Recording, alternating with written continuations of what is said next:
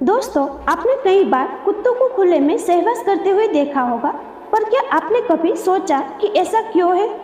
आखिर किस वजह से कुत्ते ऐसा करते हैं?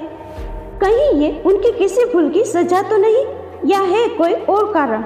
दरअसल महाभारत काल में एक ऐसी शर्मनाक घटना घटित हुई थी जिसने कुत्तों की पूरी जाति का भविष्य ही बदल दिया था।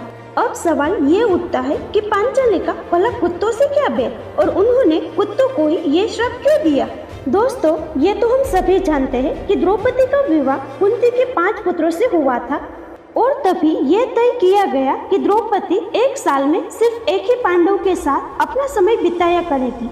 जब वो किसी पांडव के साथ अपने कक्ष में समय बिता रही होगी, तब जो भी पांडव कक्ष में होगा वो अपनी पादुकाएं बाहर ही निकाल देगा, जिससे कोई और पांडव कक्ष में न जा सके।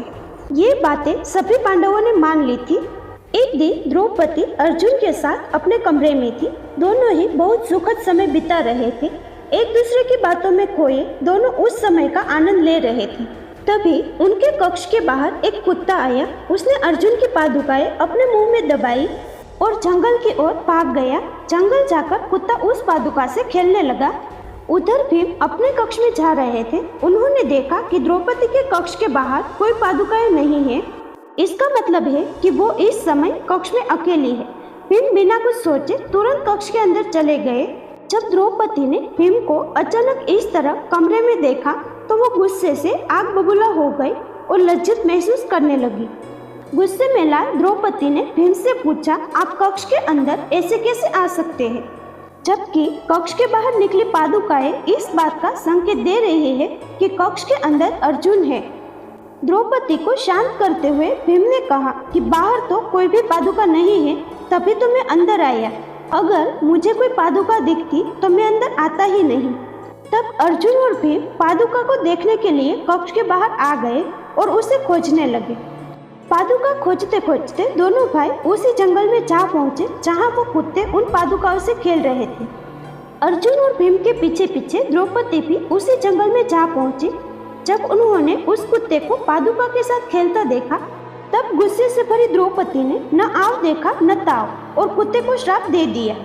उन्होंने श्राप देते हुए कहा कि आज तुम्हारी वजह से मुझे भीम के सामने शर्मिंदा होना पड़ा है, इसलिए मैं तुम्हें और तुम्हारी पूरी जाति को खुले में सहवास करने का श्राप देती हूँ। और तभी से ये श्राप कुत्ते आज तक भुगत रहे हैं। हालांकि ये कहानी किसी भी ग्रंथ में नहीं मिलती।